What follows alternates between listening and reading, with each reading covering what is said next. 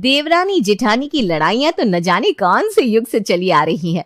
शादी को चाहे 2 दिन हुए हो या साल, ये लड़ाई तो बरकरार रहती है और बढ़ती उम्र के साथ साथ और मसालेदार होती जाती है। ठीक उसी शराब की तरह जो जितनी पुरानी हो उतनी ही नशीली हो जाती है।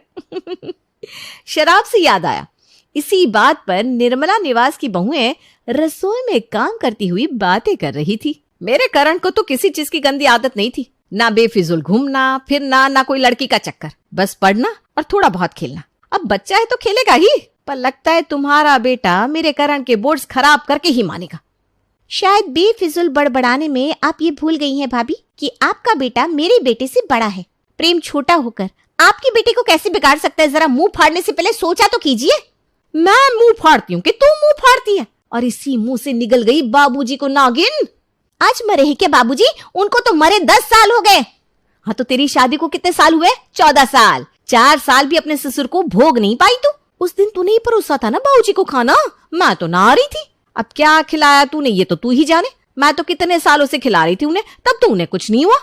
अगर मुझे उन्हें जहर खिलाना होता ना भाभी तो शादी की रात ही खिला देती। 2 साल 4 साल इंतजार नहीं करती। तो मुंह खोलने के पहले सोचा कीजिए। और जिस हिसाब से आप कह रही है ना, मुझे तो लगता है इस सब में आपका ही हाथ था, क्योंकि कौन दोपहर के 2 बजे नहाने जाता है। हार्ट अटैक से मौत हुई थी बाबूजी की, तो क्या मिला दूंगी खाने में? अपनी बात आई तो हार्ट अटैक से मौत हुई थी और मैंने बोल दिया तो जहर है। और रोज की तरह फिर सवेरे सवेरे अपनी दोनों बहुओं का कलेश सुनकर पार्वती रसोई में आती है। मर गया तुम्हारा ससुर, वो तो स्वर्ग में है, नरक में तो मैं हूँ। उसकी मौत पर मत रो, उसे जहाँ जाना था वो चला गया। जब वो जिंदा था तब भी तुम दोनों का यही कलेश था, तुम लोगों का यही कलेश खा गया उसे। अब मैं जिंदा हूँ तो मेरे मरने की तैयारी तो मत करो, चुप रहो दोनों। इसमें मैंने क्या किया माँ जी? आप तो घूम फिर कर मुझ पर ही आ जाती हैं। एक काम कर बहू, खा जा मुझे। हाँ, माले के जब भी ना करूं क्या मैं? एक माला फेरती नहीं कि तुम दोनों के चीखने चिल्लाने की आवाजें आने लगती है। बच्चे बड़े हो रहे हैं, जरा तो शर्म करो। वो लोग क्या सीखेंगे ये सब देखकर? रात के खाने के वक्त घर के दोनों बेटे विपुल और शुभम घर लौटते हैं। पूरा घर साथ में खाने बैठता है। क्या खाना बनाया मम्मी आपने? आहा, मजा आ गया। थैंक यू बेटा। माँ जी, आपके लिए गरम फुल्के लाऊं? अरे अभी तो 1 रोटी खाई है बेटा, और तो लूंगी है ना। सीमा किचन में फुल्के लाने जाती है कि उसके पीछे से निराली डाइनिंग टेबल पर आकर सबसे पूछती है, कैसे लगा खाना सबको? करण, अच्छे से खाना बेटा, तेरे एग्जाम्स आने वाले हैं ना, अभी तुझे हेल्दी रहना है। ठीक, तेरे लिए खास तेरी कटहल और मूली की सब्जी बनाई है मैंने। और माँ जी, दाल ठीक बनी है ना? पालक की आपको पसंद है ना? खाना तुमने बनाया? हाँ, तो जिस दिन से ब्याह कर आई हूँ मैं ही तो कलछी चला रही हूँ। सीमा तो कह रही थी कि खाना उसने बनाया। और जैसे ही विपुल ये कहता है, निराली का पारा चढ़ जाता है। कहाँ है सीमा? बाहर आ तू, तब से 1 फुल्का नहीं बना तुझसे। अब खुद सोच लीजिए माँ जी, जिस औरत को 1 फुल्का बनाने में इतना वक्त लगता हो, वो पौने घंटे में क्या ही बनाएगी रोज खाना? हाँ, रोज मैं ही बनाती हूँ। सीमा बस रसोई में आकर मूर्ति की तरह खड़ी हो जाती है। एक प्याज काटने में से आधा घंटा लगता है, सारा काम मुझसे करवाती है और वाह भाई खुद लूट लेती है। अब आप ना खाने की ड्यूटी बांध दीजिए, क्योंकि ऐसे सारा काम मुझ पर ही आ जाता है। जबान जल जाए आपकी भाभी। खाइए, माँ जी की सौगंध खाइए और बोल दीजिए कि मैं कुछ नहीं करती। रखिए ना माँ के सर पर हाथ। झाड़ू पोछा कपड़ा बर्तन कौन करता है सब कुछ? हे भगवान, हाथ जोड़ती हूँ मैं तुम दोनों के, मेरी सौगंध कोई मत खाओ। ये खाने का कलेश बहुत हो गया, कर ही देती हूँ ड्यूटी अलग। पर खाने की ड्यूटी अलग अलग टाइम पर करने से घर के कलेश खत्म होते हैं क्या कभी? जो यहाँ होते?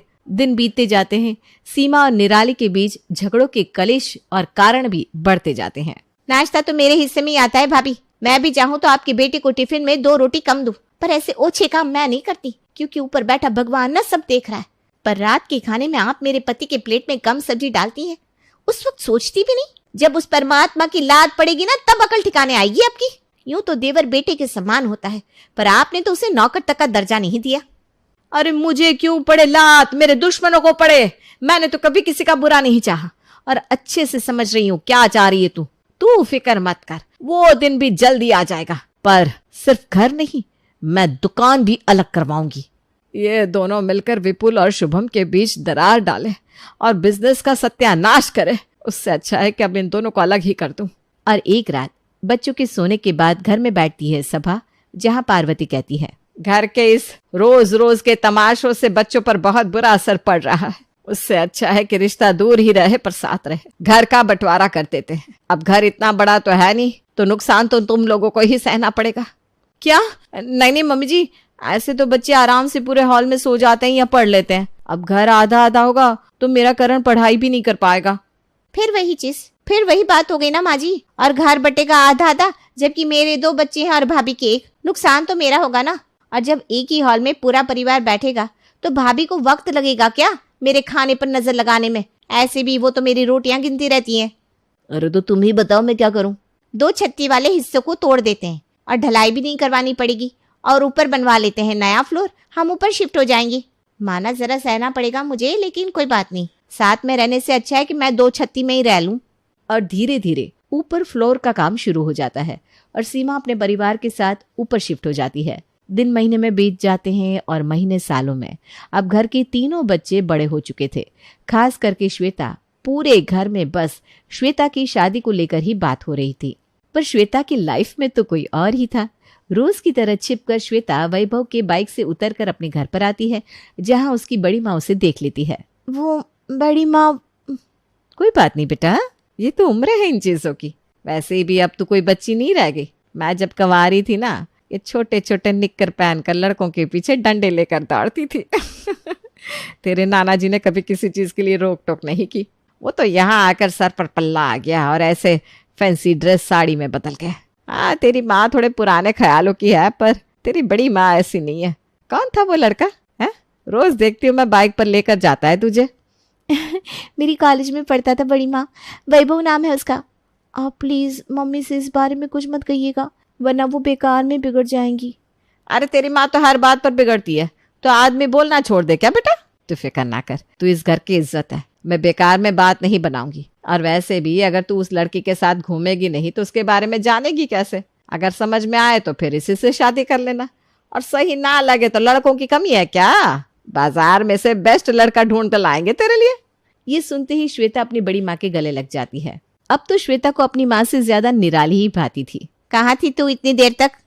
वो नीचे थी मम्मी, बड़ी माँ के पास बैठी हुई थी। जिंदगी में इस औरत ने मुझे जीने नहीं दिया। अब मेरे बच्चों को भी अपने पक्ष में करने लगी पड़ी है। एक पति कम था भाभी की चापलूसी करने, जो बच्चे भी बड़ी माँ करने लगे। ऐसी कोई बात नहीं है मम्मी, वो तो बस मेरा हालचाल पूछ रही थी। जाकर आई है ना बड़ी माँ के पास, तो उनकी तरफदारी तो करेगी ही। अब अगर शाम तक तेरी तबीयत बिगड़ी ना तो नजर उतारने मुझे मत कहना। न जाने तेरे बाप और तुम लोगों को क्या खिला देती है वो। ऊपर तो संग्राम हो ही रहा था कि करण नीचे आता है और प्रेम को आवाज लगाता है। अरे प्रेम भाई नीचे आ जा यार, गेड़िया मारने नहीं जाना क्या? दुकान में बैठा कर ये गेड़िया मारना छोड़ दे। प्रेम को देख कैसे पूरे 6 घंटे दुकान में ड्यूटी देता है। मैं प्रेम नहीं हूँ माँ। अरे तो बन जा, अब तेरे पापा की उम्र हो रही है, बूढ़े हो रहे हैं वो। आगे पहले ही प्रेम को कुछ सौंप देंगे। जब तेरे दुकान में बैठने की बारी आएगी ना तो 50-50 की जगह 75-25 का हिसाब हो जाएगा। तुम यार मम्मी घूम फिर कर वही पुराण शुरू कर देती हो। मैं जा रहा हूँ ऊपर प्रेम को बुलाने। करण जैसे ही ऊपर जाता है उसकी चाची उसे देखकर बैठने को कहती है। करण बैठ बैठ, नीचे के फ्लोर की तरह ये फ्लोर उतना हवादार नहीं है। चाची तेरी गरीब है, 2 छत्ती को ही फ्लोर बनाकर रहती है। अरे नहीं नहीं चाची, ऐसी कोई बात नहीं है, सब ठीक है। सीलिंग छोटी है ना, दम घुटता होगा तेरा, पर क्या कर सकते हैं बेटा। जब तक प्रेम आता है मैं तेरे लिए गर्मा गर्म पूरियां तल कर लाती हूँ। सीमा करण को पूरियां खिलाती है। एक आप है चाची जो मन भरकर मुझे पूरी कचौड़ी खिलाती है, और एक मम्मी है मुझे तला हुआ खाना छूने तक नहीं देती। कहती है वजन बढ़ गया तो शादी में मुश्किल हो जाएगी। तेरी माँ तो बेटा शुरू से ही लोगों के खाने पर कंट्रोल करती आई है। अब मुझे क्या पता था कि अपने बेटे के साथ भी वो यही करेगी। खाना तो मन से खाना चाहिए। जिस लड़की की किस्मत में तू लिखा है ना, वो तुझे मिलकर ही रहेगी, चाहे तू कितना ही मोटा रहे, चाहे कितना ही पतला रहे। हाँ, अब अगर मन में कोई है तो अपनी चाची को बता दे। अरे क्या चाची, आप भी कहाँ से कोई होगी? मम्मी किसी लड़की से बात करने देती है क्या मुझे? अरे पर कोई तो है तेरे जीवन में, क्योंकि मैंने देखा तो तूने वो स्टेटस लगाया था ना, बहुत प्यार करते हैं तुमको सनम। कोई है तो बता दे, मुझे कोर्ट मैरिज करवा दूंगी तेरे। खड़े होकर तेरे चाचा और मैं विटनेस बन जाएंगे। एक शाम श्वेता अपनी बड़ी माँ के साथ बैठी हुई थी और हमेशा की तरह घर की जेठानी अपने काम में लगी हुई थी। देवरानी की चुगली करने में। एक एक रोटियों के लिए तरसी हूँ बेटा मैं। इस घर में ना तेरी माँ ने कब नहीं रुलाया मुझे, पर भगवान सब देखता है। तू ही बता, बचपन में कभी ऐसा हुआ है कि मैं अपने करण के लिए टिफिन बॉक्स लेकर आई और तेरे और प्रेम के लिए ना लाई हूँ? मैंने तो सब बच्चों को बराबर देखा, पर तेरी माँ को घर की एकता भाई ही नहीं। ऊपर पूरा फ्लोर बना कर रहती है, फिर भी सबको पकड़ पकड़ कर कहती है 2 छत्ती में रहती हूँ, 2 छत्ती में रहती हूँ। ऐसी होती है क्या 2 छत्ती सोफे सेट के साथ? है पर मुझे क्या, मैं तो चाहती हूँ वो खुश रहे। तू ब्याह कर अच्छे घर में चली जाए बस। निराली श्वेता से सीमा की चुगली कर रही थी कि तभी सीढ़ियों से उतरकर सीमा बाहर जाने के लिए आती है और अपनी बेटी को अपनी जेठानी के साथ बैठा देख लेती है। एक ही तो बेटी है मेरी, उसे भी खाकर मानेगी क्या आप भाभी? अलग तो हो गई मैं, अब तो छोड़ दीजिए मेरी बच्ची को। बस मम्मी, कितना बोलोगी आप? नहीं नहीं श्वेता बेटा, अपनी माँ से ऐसे बात नहीं करते, गलत बात। गुस्से में सीमा श्वेता के पास जाती है और उसे थप्पड़ मार देती है और बस घर में मच जाता है बवाल। सभी भागते हुए वहां आते हैं। 85 साल की हो गई हूँ मैं, इस उम्र में भी तुम लोगों का कलेश शांत करती रहूं क्या मैं? और ये क्या सीमा, अपनी जेठानी का गुस्सा अपनी बेटी पर क्यों निकाल रही हो? कितने दिनों की मेहमान है वो बेचारी, ब्याह कर चली जाएगी कल को अपने घर। हाँ दादी माँ, मैं खुद नहीं रहना चाहती इस घर में, मैं जा रही हूँ वैभव के पास। वैभव? कौन है वैभव? शांत रहो शुभम, इतनी तेजी में आने की कोई जरूरत नहीं है। वैभव दोस्त है उसका, मैं मिल चुकी हूँ लड़के से, अच्छा लड़का है। उसके परिवार वालों से बात करते हैं और विदा करते हैं लड़की को। अब जेठानी की हामी हो तो सीमा कैसे खुश हो सकती थी? सीमा तो पूरी तरह इस शादी के लिए मना कर देती है, पर यहाँ करण और प्रेम उसे मनाने में लगे हुए थे, तो वहां श्वेता ने खाना खाना छोड़ दिया था और परेशान होकर सभी वैभव के घर श्वेता का रिश्ता लेकर पहुंच जाते हैं। वैभव तो शादी के लिए तैयार ही था, तो रिश्ता फौरन पक्का हो जाता है और पहली बार देवरानी जेठानी मिलकर श्वेता की शादी की तैयारियां करने लगती है। आज पहली बार इतने सालों के बाद इन दोनों को मिलकर किसी एक काम के लिए लगे हुए देख रही हूँ। हे भगवान, ऐसे ही घर में शांति बनी रहे और ये दोनों मिलकर मेरे दोनों पोतों की शादी निकाल दे तो मैं कल ही स्वर्ग सितार जाऊं। अभी कैसे दादी, अभी तो मेरी गर्लफ्रेंड से भी मिलना है आपको, और फिर प्रेम का भी तो नंबर है। दोनों की शादी में आप मैंडेटरी हो। इन देवरानी जेठानी के प्यार पर हमें भरोसा नहीं है। फेरे पूरे हो जाते हैं और श्वेता विदा हो जाती है। अपनी श्वेता को जाता देख सीमा फूट फूट कर रोने लगती है, जहां उसे निराली संभालती है। खुश रहेगी तेरी बेटी, अपने मनपसंद के लड़के से शादी की है ना, और वैभव बहुत अच्छा लड़का है सच में। मुझे माफ कर दीजिए भाभी, छोटी हूँ आपसे, पर कम जबान नहीं लड़ाई मैंने, पर आपने तो मेरी बेटी की शादी में मेरी मदद की, मुझे माफ कर दीजिए। माफी तो मुझे मांगनी चाहिए, तू तो छोटी है, बचपना तो होगा ही तुझ में, पर मुझ में तो बड़प्पन होना चाहिए था। पर मैं भी बच्चों की तरह लड़ती रही। अब सब कुछ भूल जाते हैं और फिर से एक हो जाते हैं। इतने सालों के बाद अपनी दोनों बहुओं को एक होता देख पार्वती की आंखों में आंसू आ जाते हैं और वो अपनी दोनों बहुओं को आशीर्वाद देकर उन्हें गले लगा लेती है। अब मैं खुशी खुशी मर पाऊंगी, वरना हमेशा मेरे मन में यही खटकता रहता कि मेरा परिवार बढ़ चुका है, प्राण भी नहीं निकलते मेरे। ऐसे कैसे माँ जी, अभी तो आपकी करण की पसंद की हुई लड़की से भी तो मिलना है। शुभम, साथ में तू प्रेम के लिए भी लड़की ढूंढना शुरू कर दे, दोनों भाइयों की साथ में ही शादी करवा देंगे। यहाँ बेटी विदा हुई है, वहाँ 2 बहुएं साथ में आ जाएंगी। तो तुम्हारी 2 छत्ती मम्मी? आग लगी 2 छत्ती को, मैं तो वापस नीचे आऊंगी अपनी जेठानी के पास। ऊपर तो मेरा मन ही नहीं लगता था। क्या बताऊं भाभी, कितना कुछ है मेरे पेट में आपको बताने के लिए। अरे तेरी बहन की वो बेटी जो भाग गई थी, उसका क्या हुआ? और सब कुछ भूलकर देवरानी जेठानी अपनी बातों में लग जाती है। सीमा वापस से नीचे शिफ्ट हो जाती है। एक ही फ्लोर, एक ही रसोई, सब कुछ पहले की तरह, सब कुछ अच्छा चलता है।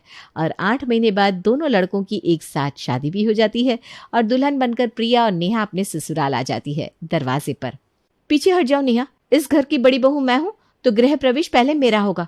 बिल्कुल सही कहा था मेरी माँ ने, लव मैरिज करके आएगी तो सर पर बैठकर तांडव करने की कोशिश करेंगी। मुझे लगा ये पुरानी बात है, पर देखो दरवाजे पर भी आपने अपनी औकात दिखा दी। अरे बेटा, ये क्या बात कर रही हो तुम लोग, साथ में दोनों का गृह प्रवेश करवा देते हैं। बिल्कुल सही कहा सीमा तुमने।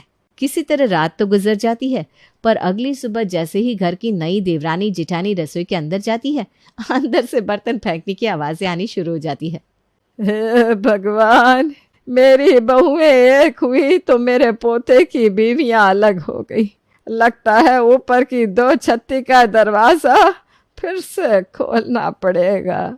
मैंने तो पहले ही कहा था, देवरानी जेठानी के बीच की लड़ाई न जाने कितने सालों से चलती आ रही है और आगे भी ऐसे ही चलती रहेंगी। प्यारी सी गृहस्थी हो, सब साथ में रहे, एकजुट परिवार हो, ऐसा कौन नहीं चाहता। और भगवान की दया से प्रेम का परिवार भी ऐसा ही था। प्यारी सी बीवी नयनतारा, माँ सुलोचना और पिता संतोष। घर के लोगों के जैसे नाम थे ना, वैसे ही गुण से निपुण थे सारे। सवेरे सवेरे सुलोचना भगवान की आरती कर रही होती है और संतोष खेती करने अपनी जमीन पर जा रहा होता है। रुकिए रुकिए बाबूजी, बाहर आंगन में गाय ने गोबर कर दिया है, मैं अभी साफ कर देती हूँ, वरना पता चला हड़बड़ी में आप निकले और पैर फिसल गया।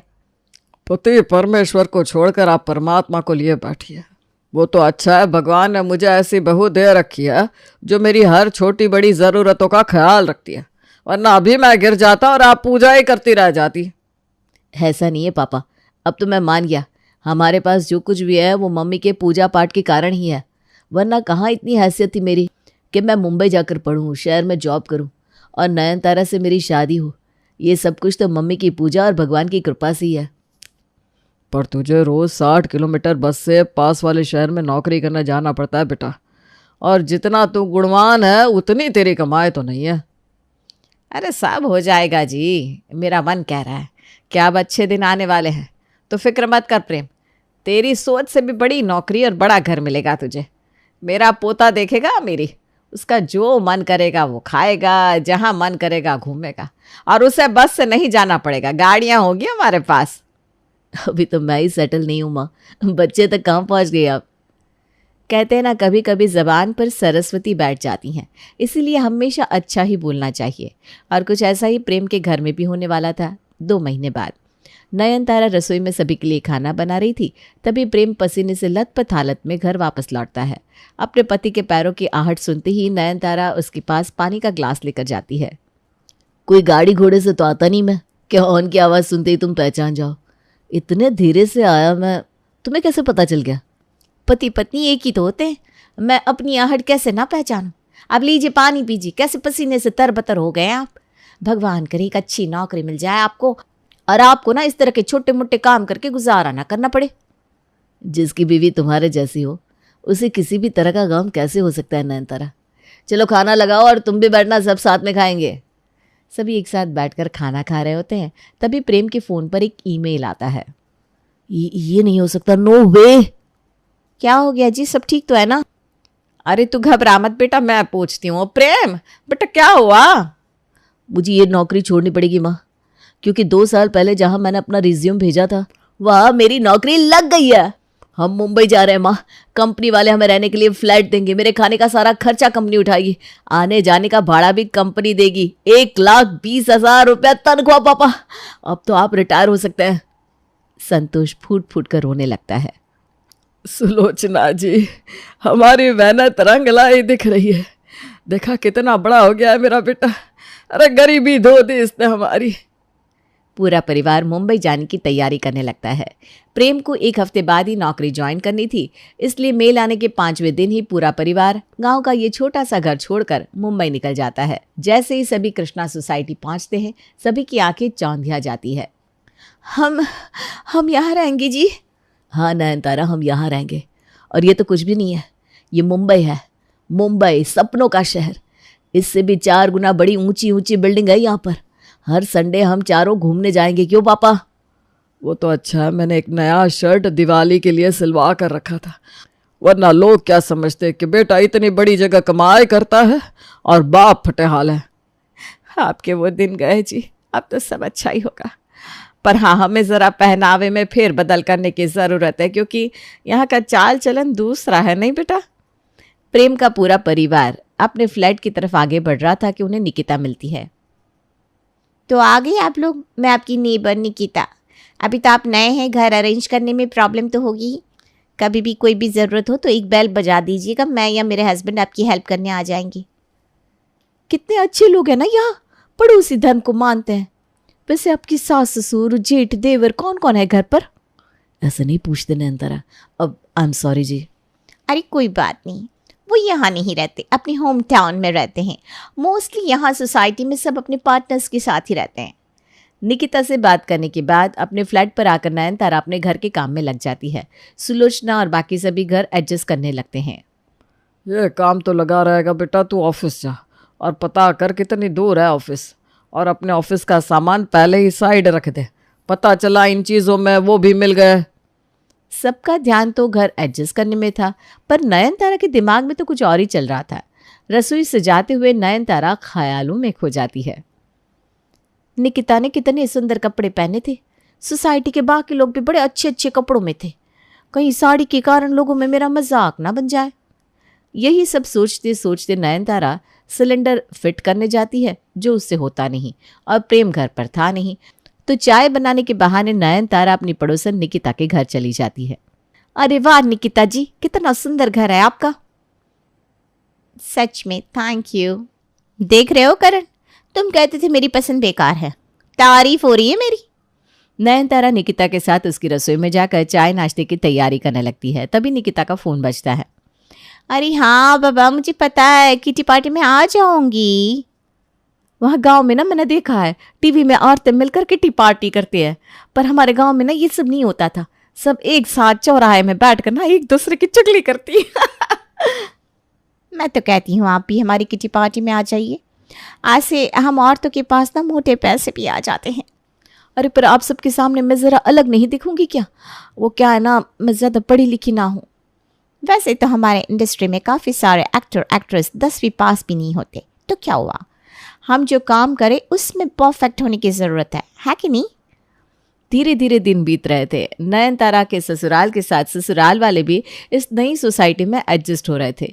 एक सुबह मॉर्निंग वॉक के बाद संतोष घर वापस लौटता है। नीचे तो इतना बड़ा पार्क है और पार्क के बगल में मंदिर भी है। आपने देखा कि नहीं सुलोचना जी? पता, ये तो यहाँ सोसाइटी में ही सब कुछ है। तालाब भी है, मेरा मतलब है स्विमिंग पूल। यही सही समय है अपनी बात रखने का। वही ना पापा जी, यहाँ आकर घर फ्लैट बन गया और तालाब स्विमिंग पूल, तो आपको नहीं लगता हमें भी ज़रा सोसाइटी के लोगों की तरह बदलना शुरू कर देना चाहिए? मम्मी जी याद है आप कह रही थी थोड़ा बहुत पहनावा बदला जा सकता है, तो मैं ना कुछ कपड़े लेकर आई थी आपके लिए और मेरे लिए भी, आज के ज़माने के। हाँ हाँ बेटा, लेकर आ। नयनतारा कमरे में जाती है और अपनी सास के लिए सूट और अपने लिए ड्रेस लेकर बाहर आती है। अब आप सूट पहनेंगी सुलोचना जी? अरे नाना बहू, तुझे जो पहनना है पहन, मैं ये सब ना पहनूंगी। मेरे लिए मेरी साड़ी ठीक है। ठीक है मम्मी जी, वैसे तो पापा जी को कोई ऐतराज़ नहीं है, पर अब आपको नहीं पहनना तो ये सूट भी मैं ही रख लेती हूँ। अब आपको ज़रूरत होगी तो ले लीजिएगा मुझसे। वैसे गांव से शहर आकर बाबूजी भी ना पापा जी हो गए है कि नहीं बहू? आज नयनतारा किसी शहर की लड़की की तरह तैयार होकर किटी पार्टी के लिए जाती है। ओह माय गॉड नयनतारा, तुम तो बिल्कुल बदल गई। सिर्फ मैं बदली ना हूँ, मेरा नाम भी बदला है। अब मैं नयनतारा नहीं हूँ, सिर्फ तारा हूँ। नाम में भी शॉर्टकट। कितना प्यारा था तुम्हारा नाम नयनतारा, और तुम्हारी साड़ी तो मुझे इतनी पसंद थी। तुम ये ड्रेस क्यों पहनने लगी? जैसा देश वैसा भेष। अब शहर आकर गांव को अपने अंदर लिए बैठूंगी तो कब तक ही चलेगा? अरे चलिए ना किटी पार्टी शुरू करते हैं। किटी पार्टी ओवर होने के बाद सभी अपने अपने घर निकल रहे थे। तभी दूसरे विंग का लड़का पीयूष नयनतारा को रोकते हुए कहता है, नमस्ते जी, मैं यहीं बी विंग में रहता हूँ। रोज़ देखता हूँ कैसे आप अपनी सास को मंदिर लेकर जाती हैं। आज के ज़माने में ये सब कहाँ रह गया है। यहाँ कोई सास ससुर क्या अपने भाई बहन को भी साथ में नहीं रखना चाहता, और आप तो पूरे परिवार को साथ लेकर चलती हैं। Your husband is a lucky man. Thank you, ये तो मेरे संस्कार है जी। वैसे काफ़ी अच्छी लग रही है आप। ज़रा तैयार होने की टिप्स मेरी वाइफ को भी दीजिएगा। सच में अच्छी लग रही हूँ। थैंक यू, आपने बोल दिया तो मेरा कॉन्फिडेंस बढ़ गया। नयनतारा के दिमाग में पीयूष की बातें घूमती रहती है। वो घर पहुंचने के बाद शीशे में खुद को देखकर कहती है, बचपन से ही मुझे एक्ट्रेस बनने का शौक था, पर ना ही घर में पैसे थे ना गांव में उतनी फैसिलिटी। अभी तो ढंग से तैयार भी नहीं हुई कि लोग मेरी इतनी तारीफ कर रहे हैं। शहर के लोग मुझसे टिप्स मांग रहे हैं। ज़रा अच्छे से रहने लग गई तो ये मुंबई की लड़कियां तो पीछे रह जाएंगी। नयनतारा खुद को निहार रही थी कि दरवाजे से प्रेम अंदर आकर हॉल में बैठ जाता है। आज तो मेरी आहट भी नहीं पहचानी नयनतारा ने। लगता है घर पर नहीं होगी। तभी झूमती हुई नयनतारा अपने कमरे से बाहर आती है। आप आ गए? अरे बेल तो बजाया होता या आवाज दी होती, मुझे पता कैसे चलेगा आप आकर बैठे हुए हैं। अच्छा प्रेम, मैं क्या कह रही थी कि हम बाहर खाना खाने चले क्या? यहाँ पास ही में ना नया रेस्टोरेंट खुला है, वो मेरी किट्टी वाली सुमन्ना है, वही बता रही थी। नयनतारा कहीं भी जाए या सहेलियों के साथ वक्त गुजारे, उसके ससुराल वाले उसे टोकते नहीं थे, क्योंकि नयनतारा काम में कभी भी पीछे नहीं रहती थी। लेकिन आज पहली बार अपनी इस घुमा फिरी में वो खाना बनाना भूल गई थी। नयनतारा प्रेम को इस बारे में नहीं बताती और बात को संभालते हुए बाहर जाने की बात छेड़ देती है। पूरा परिवार तैयार होकर रेस्टोरेंट जाता है। मुझे ना एक स्पेशल डिस्काउंट चाहिए भैया, मेरी फ्रेंड सुमन ने बताया आपके रेस्टोरेंट के बारे में। हाँ जी मैडम, बिल्कुल। आपके इन-लॉज भी आए हुए हैं, डिस्काउंट तो बनता है। आए हुए नहीं है, वो यही हमारे। प्रेम की बात काटते हुए नयनतारा कहती है, जी आप बिल्कुल सही समझे, मेरे इन लॉज आए हुए हैं तो उन्हें घुमाना तो पड़ेगा, मुंबई दर्शन यू नो। नयनतारा की बात सुनकर संतोष और सुलोचना हैरान हो जाते हैं। मैनेजर के जाने के बाद नयनतारा कहती है, इसके पहले कि आप लोग कुछ और सोचे मैं बता देती हूँ मम्मी जी, वो मैनेजर को मैंने ऐसे ही बोल दिया था कि आप लोग ना हमारे साथ नहीं रहते। वो क्या है ना, यहाँ किसी के भी सास ससुर उनके साथ नहीं रहते, तो हम ही क्यों दिखाए कि हम उनसे अलग हैं। तो मैंने ना झूठ बोल दिया। अब इसी झूठ से 10% का डिस्काउंट भी तो मिल रहा है हमें। अरे पर नयनतारा, अरे पूरी दुनिया को बदल दिया मैंने, पर पति वैसा का वैसा है। तारा बोला करिए ना आप मुझे। नयनतारा कितना पुराना नाम है, ये इतने बड़े शहर में कोई सुनेगा नयनतारा तो क्या सोचेगा मेरे बारे में। नयनतारा अब धीरे धीरे बदलने लगी थी। प्रेम तो ऑफिस चला जाता था और पीछे से नयनतारा पीयूष से बातें करती। आज भी नयनतारा पार्क जाती है, जहां उसे रोज की तरह पीयूष मिलता है, जो उसकी तारीफों के पुल बांधने का मौका नहीं छोड़ता। आप किसी मूवी में ट्राई क्यों नहीं करती तारा? या खुद का कोई यूट्यूब चैनल खोल लीजिए या इंस्टाग्राम पर रील बनाइए। अपनी खूबसूरती को ऐसे ही 4 दीवारों के बीच बर्बाद मत कीजिए। अरे पता नहीं कैसे आपको समझ में आ गया, ये एक्टिंग का हुनर ना मुझ में इतना है, पर आपके अलावा आज तक किसी ने मेरा ये हिडन टैलेंट देखा ही नहीं, समझा ही नहीं मुझे समझने के लिए थैंक यू जी। यही तो मेरा काम है, लोगों के अंदर से हुनर निकालना। हमारे देश की कितनी लड़कियों में कितना हुनर है, पर वो सारा गुण अपनी रसोई में बर्बाद कर देती हैं और अपना सारा प्यार उस पति को देती है जिसके पास उसके लिए समय ही नहीं होता। काश वो औरत अपने आसपास देखे कि कितने लोग हैं जो उसे प्यार देना चाहते हैं। पीयूष की बात से इन्फ्लुएंस होकर नयनतारा अपना खुद का यूट्यूब चैनल बना लेती है। अब वो दिन भर सिर्फ यूट्यूब के लिए कंटेंट बनाती रहती। एक रोज जब नयनतारा खुद को शूट कर रही थी, बाहर जाने के लिए संतोष उठता है और फर्श पर गिरे पानी में उसका पैर फिसल जाता है और वो गिर जाता है। ओ मेरे कमर बहू। घर में संतोष के अलावा सिर्फ नयनतारा थी, जो कि अपने वीडियो शूटिंग में इतनी बिजी थी कि उसे अपने ससुर की आवाज़ तक सुनाई नहीं देती। संतोष की आवाज़ सुनकर पड़ोसन निकिता भागकर आती है और संतोष को उठाती है। पता नहीं क्या हो गया है मेरी तारा को। मेरी बहू ऐसी नहीं थी। मैं तो निश्चिंत रहता था कि कुछ भी हो जाए मुझे कुछ नहीं होगा जब तक मेरी बहू मेरे पास है। और आज तारा के घर पर रहते हुए भी मैं गिर गया और वो मुझे उठाने तक नहीं आई। हाँ अंकल जी, तारा बहुत बदल गई है, शायद उस पर किसी और की बातों का असर हो रहा है। मैं तो बस यही कहूँगी कि ज़रा ध्यान रखिए।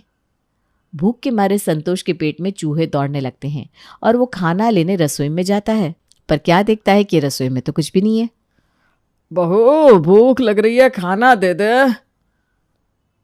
अब समझ में आया यहाँ लोग अपने सास ससुर को अपने साथ क्यों नहीं रखते। अरे भाई, जब सास ससुर का इतना काम रहेगा तो कहाँ से आदमी अपने लिए कुछ करेगा। पापा जी, वहां ऊपर सेल्फ में मैगी का पैकेट है, आप बनाकर खा लीजिए, मैं रेडी हो रही हूँ। अभी वीडियो शूट नहीं हुआ, ये सनलाइट चली गई तो मेरा तैयार होना वेस्ट हो जाएगा। प्रेम घर पर आता तो नयनतारा ना ही उसे वक्त देती, ना ही खाने का पूछती, वो तो अपने काम में ही लगी रहती। अब तो ये नौबत आ गई थी कि रसोई का काम सुलोचना ने करना शुरू कर दिया था। एक रोज जब प्रेम अपने ऑफिस से वापस आ रहा था तो वो नयनतारा को पीयूष के साथ हंसी ठिठोली करते देख लेता है। अब समझ में आया क्यों मेरी नयनतारा इतनी बदल गई है, क्यों उसे मेरी बातें अच्छी नहीं लग रही। गुस्से में प्रेम नयनतारा का हाथ पकड़कर उसे घर ले आता है। उस पीयूष से बात करने के लिए वक्त है तुम्हारे पास और मुझसे बात करने के लिए नहीं। वही तो मुझे लग ही रहा था, आप अब तक फटे क्यों नहीं, क्योंकि आपकी माँ आपको भर तो अच्छे से रही थी। नहीं मम्मी जी, लगा दी ना आग पति पत्नी के बीच में। जीना हराम करके रख दिया आप दोनों ने मेरा। अरे पर तेरी सास ने तो प्रेम को कुछ कहा ही नहीं बेटा। तूने खाना बनाना बंद किया तो तेरी सास ने खाने का काम संभाल लिया। हमने तुझे एक शब्द नहीं बोला। अब तू कब घर आती है कब नहीं वो भी हमें पता नहीं चलता। अच्छा, तो वो खाना बना रही है कैसे? क्योंकि रसोई छोड़ रखी है मैंने तब ना। अगर मैं अपनी औकात पर आ गई ना पापा जी, तो जो बोली निकल रही ना आपके मुंह से वो भी बंद हो जाएगी। और अपने कमरे में जाकर नयनतारा एक ताला लेकर आती है और रसोई में ताला लगा देती है। पूरी रात इसी बात पर बहस होती रहती है। सभी परेशान हो जाते हैं और थक कर सो जाते हैं। अगली सुबह एक शोर के साथ प्रेम की आंखें खुलती है। वो भागता हुआ दरवाजे पर जाता है, जहां देखता है कि न्यूज़ रिपोर्टर से घिरी उसकी बीवी नयनतारा हाथ में एक बोर्ड लिए हड़ताल पर बैठी हुई है। सास ससुर हाय हाय, पति मेरे मन को न भाए। सास ससुर हाय हाय, पति मेरे मन को न भाए। क्या ये न्यूज़ सच है नयनतारा जी कि आप पहले गांव में रहती थी? अरे गांव में जो रहती थी उसका नाम नयनतारा था। अब मैं शहर में रहती हूँ, मेरा नाम है तारा। मैं अपने पति और सास ससुर के ड्रामे से बहुत परेशान हो गई हूँ, इसीलिए हड़ताल पर बैठी हूँ। जब मेरे घर वाले मुझसे माफी मांगेंगे और मुझे वीडियो बनाने के लिए पूरा वक्त देंगे तभी मैं घर लौटूंगी। ये है आज की बहू जो हड़ताल पर बैठी है, और कारण क्या है कि उसे वीडियो बनाने का वक्त नहीं मिलता। सास ससुर है सख्त। अब आगे की हड़ताल क्या मोड़ लेती है देखने के लिए बने रहे आमची मुंबई न्यूज पर कैमरामैन नीलेश के साथ। अंदर चलो, ये सब क्या ड्रामा है तारा? तुम कितनी बदल गई हो। इस शहर की चकाचौंध ने तुम्हें अंधा कर दिया है। तुम मेरी बीवी हो ही नहीं सकती। तुमने रसोई में ताला लगा दिया, हिम्मत कैसे हुई तुम्हारी? वहां सुलोचना का रो रो कर बुरा हाल था तो संतोष तो गांव जाने के लिए अपना बैग पैक भी करने लगा था। जैसे ही सारे न्यूज़ रिपोर्टर लंच के लिए बाहर जाते हैं, नयनतारा वापस से अपने फ्लैट में आती है और अपने ससुर से कहती है, आप वापस चले जाएंगे तो यह हड़ताल किस काम की पापा जी? और प्रेम तुम बौखलाओ मत, ये ड्रामा तो मैंने जानबूझकर किया है। अगर रसोई में ताला नहीं लगाती तो मम्मी के आंसू, तुम्हारा गुस्सा सब रियल नहीं लगता ना। अरे रुको ना, मैं तुम्हें वजह बताती हूँ। तभी पीयूष उनके घर आता है। मैं कास्टिंग डायरेक्टर हूँ, मतलब था। अब मेरी नौकरी चली गई है, पर देखिए मेरा आइडिया आज हर न्यूज़ चैनल पर आपकी बीवी छाई हुई है। हो गई ना मैं फेमस। टीवी पर आने के लिए लोगों को न जाने कितनी बार ऑडिशन देने पड़ते, और आज देखो हर न्यूज़ चैनल पर मैं हूँ। नयनतारा की बात सुनकर प्रेम अपना सर पकड़ लेता है। वो समझ जाता है कि नए शहर की चकाचौंध पर उसकी बीवी अपना खुद का अस्तित्व खो रही है। अब समझ में आया क्यों आखिर में अशोक ने इतना सब पाने के बाद संन्यास ले लिया था। मैं ये नौकरी छोड़ रहा हूँ मम्मी, हम वापस गांव जा रहे हैं। तुम्हें यहाँ रहना है तो तुम रह सकते हो नयनतारा। मेरा मतलब है तारा। मैंने शादी नयनतारा से की थी, इस लड़की से नहीं, जो बदलते बदलते इतनी बदल गई कि मेरी बीवी ही ना रही। अब प्रेम वापस ही लौट जाता तो नयनतारा रहती किसके पास? अपना सामान बांधकर उन्हीं कपड़ों में अब तारा को नयनतारा को गांव जाना पड़ता है। पापा ये कीर्ति कहाँ है, कुछ पता है आपको उसका? अरे कहाँ जाएगी कीर्ति, हो गई अपने कमरे में, जाकर देखो अंदर। मुझसे क्या पूछ रहे हो? अरे पापा अपने कमरे में होती तो मैं आपसे पूछने थोड़ी ना आता। आप लोगों को जरा भी होश नहीं है कि ये लड़की दिन दिन भर कहाँ रहती है। मैं समझा रहा हूँ पापा, जमाना बहुत खराब है। अगर आपने ध्यान नहीं दिया ना तो कल को लेने के देने पड़ जाएंगे। अरे बेटा हमें बता कर तो वो कहीं गई नहीं, जरा फोन में लाओ, पता तो लगे कहाँ है। अनुज फोन निकालकर अपनी बहन कीर्ति को फोन लगाता है। हाँ भैया, क्या हुआ? कहाँ है तू? वो मैं कोचिंग के बारे में पता करने के लिए अपनी फ्रेंड के साथ मुखर्जी नगर आई हुई हूँ। 1 घंटे में वापस आ जाऊंगी, आप लोग टेंशन मत लीजिए। टेंशन तो अब तुझे होगी, तू बस घर आ जा, फिर मैं बताता हूँ तुझे। कितनी बार तुझे समझाया कि हमें तेरा ये आजाद पंछियों की तरह यहां वहां मंडराना पसंद नहीं, लेकिन कोई असर ही नहीं तुझ पर किसी भी बात का। पापा ध्यान कहाँ रहता है आप लोगों का? घर से निकल कर गई होगी आपके सामने, और आप लोगों ने एक बार भी पूछना जरूरी नहीं समझा कि कहाँ जा रही है। अरे कहाँ चली गई वो? मुझसे तो कह कर गई थी कि अभी थोड़ी देर में सहेली से मिलकर लौट आएगी। सहेली के पास नहीं गई है वो, मुखर्जी नगर में मटर गश्ती कर रही है आपकी बेटी। अरे कैसी बात कर रहा है बेटा, ऐसा कुछ नहीं कर सकती मेरी बेटी, मुझे उस पर पूरा भरोसा है। सारा भरोसा रखा रह जाएगा माँ आपका। लग रहा है न्यूज़ नहीं देखती हो आप, देख भी रही हो आजकल कैसे कैसे कांड हो रहा है। और आपको बता दूं, जितनी ज्यादा पढ़ी लिखी लड़कियां होती है ना, उनके दिमाग उतने ही आसमान में चढ़े हुए होते हैं। पहले ये खुद बाहर घूम घूम कर मुसीबत को दावत देती हैं, और बाद में कोई प्रॉब्लम हो जाती है तो फिर जीवन भर की बदनामी झेले घर वाले। अरे तू चिंता मत कर बेटा, आज आने दे उसे घर में। उसके अच्छे से खबर लेती हूँ। मुझे पता है तू उसकी भलाई ही तो चाहता है, जो कुछ भी कह रहा है उसके भले के लिए तो कह रहा है। हो गई ना गड़बड़, इसीलिए मैं तेरे साथ यहाँ आना नहीं चाह रही थी। अरे यार क्या हो गया, क्यों परेशान हो रही है तू? अरे लगा था भैया रात तक लौट कर आएंगे, लेकिन देखो पहले ही आकर बैठ गए और आते ही सबसे पहले मेरी जासूसी शुरू कर दी उन्होंने। अब तक तो घर में ना बवंडर मच गया होगा और सब लोग मेरे लौटने का इंतजार कर रहे होंगे। जैसे ही मैं घर पहुंचूंगी ना बम की तरह फटेंगे सब मेरे ऊपर। अरे यार बड़ी अजीब फैमिली है तेरी। एक तू है जो पढ़ना चाहती है लेकिन तेरे पेरेंट्स को कोई इंटरेस्ट नहीं है, और एक मेरे पेरेंट्स, मेरा पढ़ाई में कोई इंटरेस्ट नहीं है लेकिन वो हाथ धोकर मेरे पीछे पड़े रहते हैं। बस मैं किसी तरह पढ़ाई करती हूँ, मुझे ही पता है। अरे यार कोई ऐसा ऑफर होता है जिसमें पेरेंट्स एक्सचेंज हो सकते हैं? मेरे पेरेंट्स मुझे पढ़ने के लिए ना कहे ना तो मैं पूरा दिन आलसियों की तरह घर में पड़ी रहूं। मैं तो कहती हूँ मम्मी से कोई ढंग का करोड़पति लड़का देखो और मेरी शादी करा दो। मैं तो पूरी जिंदगी बस आराम से बैठकर नोट गिनना चाहती हूँ। अरे पागल है क्या तू? ये अब सपने में होता है कि हमारी शादी किसी करोड़पति से हो जाए और हम आराम से बैठकर सारी जिंदगी नोट गिने। प्रैक्टिकल लाइफ में पता है लड़कियों के साथ क्या होता है? जो लड़कियां कम पढ़ी लिखी होती है ना, सारी जिंदगी उन्हें पति और ससुराल वालों के इशारों पर नाचना पड़ता है, उनका हुक्म बजाना पड़ता है और खुद का कहने के लिए उनकी जेब में एक चवन्नी भी नहीं होती। इसीलिए तुझे समझा रही हूं, आज अगर हम पढ़ लिख जाएंगे ना तो कल को किसी की बातें नहीं सुननी पड़ेगी हमें। कल को पता नहीं कैसा ससुराल मिलेगा, कैसे लोगों के बीच में शादी हो जाएगी हमारी। अरे अपने पैरों पर खड़े होंगे तो कम से कम 4 पैसे कमाने लायक तो होंगे। कोई इस बात का एहसान तो नहीं दिखाएगा ना कि 2 रोटी खिलाकर हम पर कितना बड़ा एहसान कर रहे हैं वो। अरे कीर्ति कितनी दूर की सोचती है तू यार। ये सब बातें तो मेरे दिमाग में कभी आती नहीं। मुझे तो बस खाना और बिस्तर पर पड़े रहना अच्छा लगता है। समय रहते ना अक्ल की बातें अपने दिमाग में घुसा ले, वरना तेरी हालत बुरी होने वाली है आने वाले टाइम में। अगर आज तेरे पेरेंट्स कह रहे हैं ना कि पढ़ लिख ले तो वो तेरे भले के लिए कह रहे हैं। अच्छा चल ठीक है, मैं निकलती हूँ। अभी तो घर पर मेरा कोर्ट मार्शल होने वाला है, घर वालों ने परमिशन दी तो फिर मिलेंगे। कीर्ति जल्दी से ऑटो लेती है और वापस अपने घर पहुंच जाती है। घर पहुंचकर क्या कह कर गई थी तू घर पर? यही ना कि सहेली से मिलने जा रही है? और ये अनुज क्या बोल रहा है कि मुखर्जी नगर में घूम रही थी? अरे यही फायदा उठा रही है क्या माँ बाप के विश्वास का? ठीक है, झूठ बोलकर घर से गई थी ना, आज के बाद तेरा घर से निकलना बंद। अरे मम्मी भैया ने कुछ भी कह दिया और आप उनकी बातों में आ गए। कम से कम एक बार मुझसे पूछ लेना तो चाहिए कि मैं एक्चुअली में थी कहाँ और क्या कर रही थी। मैं अपनी सहेली के घर ही गई थी और मुखर्जी नगर में घूम नहीं रही थी। ग्रेजुएशन के साथ साथ मैं सिविल सर्विस के लिए कोचिंग करना चाहती हूँ, उसी के बारे में पता लगाने के लिए मुखर्जी नगर गई थी अपनी सहेली के साथ।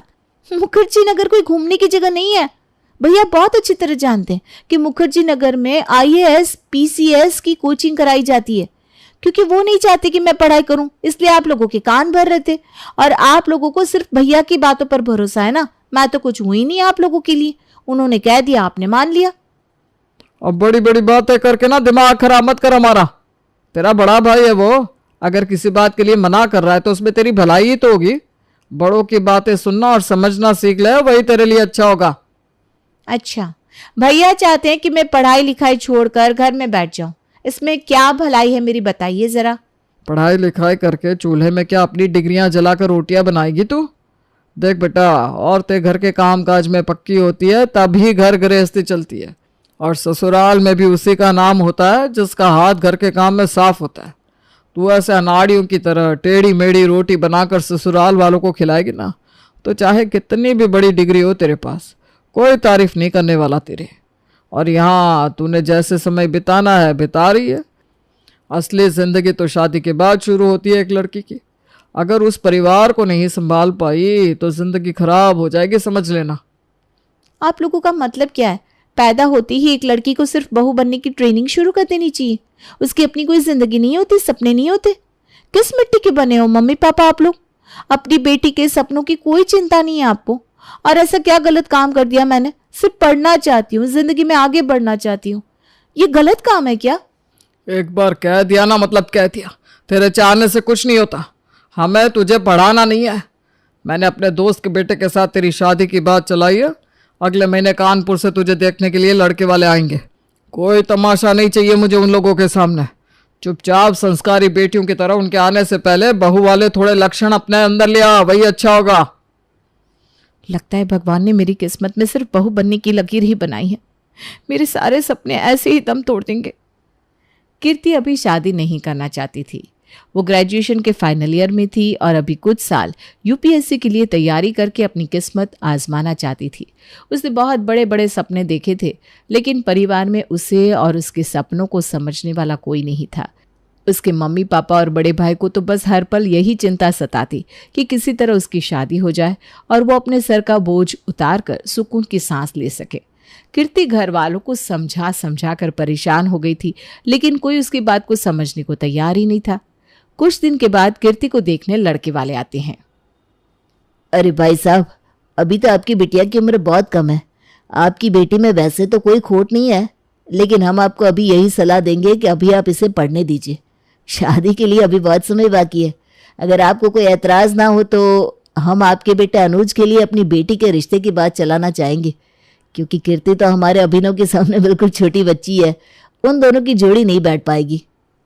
कहते हैं ना, ऊपर वाले के खेल बड़े निराले होते हैं। रिश्ते की बात चली तो कीर्ति के लिए थी, लेकिन इस गर्मा गर्मी में बात अनुज की पक्की हो जाती है और आने वाले कुछ ही महीनों के अंदर अनुज की दुल्हन सिया कीर्ति की भाभी बनकर उसके घर आ जाती है।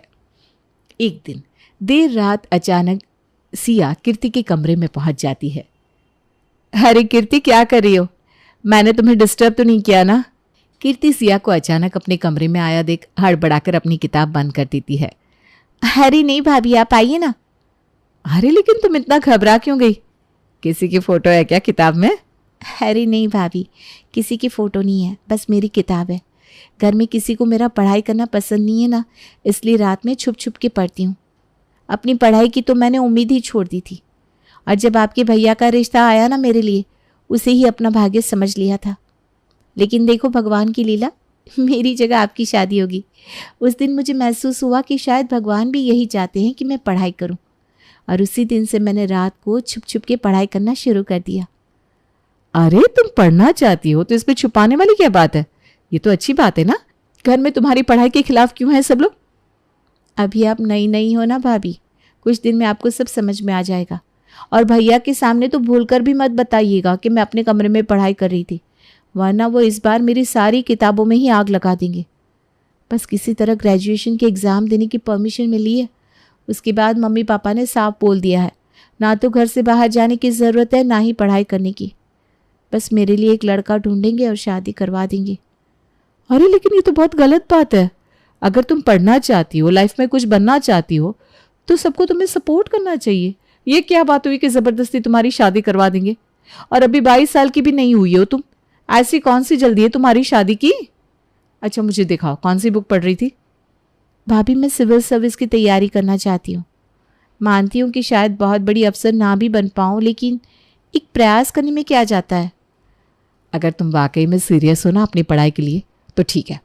मैं तुम्हें वादा करती हूँ कि आज से तुम्हारी पढ़ाई की जिम्मेदारी मेरी। बस तुम्हें 200% मेहनत करनी होगी। बोलो तैयार हो? लेकिन भाभी आप करोगी क्या? देखो तुम्हारे भैया तो ऑफिस चले जाएंगे, घर में बचेंगे सिर्फ मम्मी जी और पापा जी। मैं किचन में रहूंगी तो पापा जी भी किचन में नहीं आएंगे, और मम्मी को भी किसी न किसी तरह हम लोग मिलकर संभाल लेंगे। अब से तुम अपने कमरे में छुपकर पढ़ाई नहीं करोगी, बल्कि रसोई में मेरे पास बैठकर करोगी। अरे भाभी नहीं हो पाएगा। मैं पढ़ाई ना कर लूँ ना, इसलिए मम्मी पूरा दिन मुझे घर के कामों में लगा कर रखती हैं। जब खाली रहूंगी तभी तो पढ़ पाऊंगी, इसलिए तो मैं रात को पढ़ती हूँ। अरे तुम परेशान मत हो, मैंने कहा ना मैं सब मैनेज कर लूंगी। अगले दिन, अरे कीर्ति कहाँ है तू? सुबह से छत पर जाकर कपड़े सुखा, उसके बाद मेरे पास आना। बहुत काम पड़ा है घर में, थोड़े हाथ पैर हिलाकर घर के काम सीख। अरे माँ जी क्या हुआ? कीर्ति को मैंने अपने पास रसोई में बुला रखा था, मुझे थोड़ी मदद की जरूरत थी ना। आपको कुछ काम है क्या? लाइए मैं आपका काम कर देती हूँ। अरे बेटा ठीक है, तुम्हारे पास है तो कोई दिक्कत नहीं, तुम करा लो जो भी काम है। भाभी आपको मेरी वजह से मम्मी से झूठ बोलना पड़ रहा है। अकेले आप कितना काम करोगी? मुझे ये सब अच्छा नहीं लग रहा। अरे तुम ज्यादा मत सोचो, ये सब झूठ मैं सिर्फ इसलिए बोल रही हूँ ताकि तुम मन लगाकर पढ़ाई करो। अच्छा सुनो, मैंने तुम्हारे लिए कोचिंग का भी इंतजाम किया है। ऐसे सिर्फ सेल्फ स्टडी करने से तुम सिविल सर्विस क्रैक नहीं कर पाओगी। रहने दो भाभी, कोई फायदा नहीं है। मैं सब ट्राई कर चुकी हूँ, घर से बाहर पैर भी नहीं रखने देंगे ये लोग मुझे। अरे तो घर से बाहर पैर रखने की जरूरत क्या है? ऑनलाइन कोचिंग कर लेना तुम यहीं किचन में बैठकर। लेकिन मैं मोबाइल में क्लासेस करूंगी और माँ ने कभी देख लिया तो? अरे मम्मी जी का कुछ इंतजाम सोचा है मैंने। मम्मी जी को कहीं बिजी करवा देते हैं ताकि वो घर से बाहर चली जाए और हम दोनों का रास्ता साफ हो जाए। अगले ही दिन, मम्मी जी, कॉलोनी में रहने वाली कमला आंटी है ना, कल मुझे मिल गई थी। कहने लगी तुम्हारी सास तो कभी बाहर नहीं निकलती, ना किसी से मिलती जुलती है।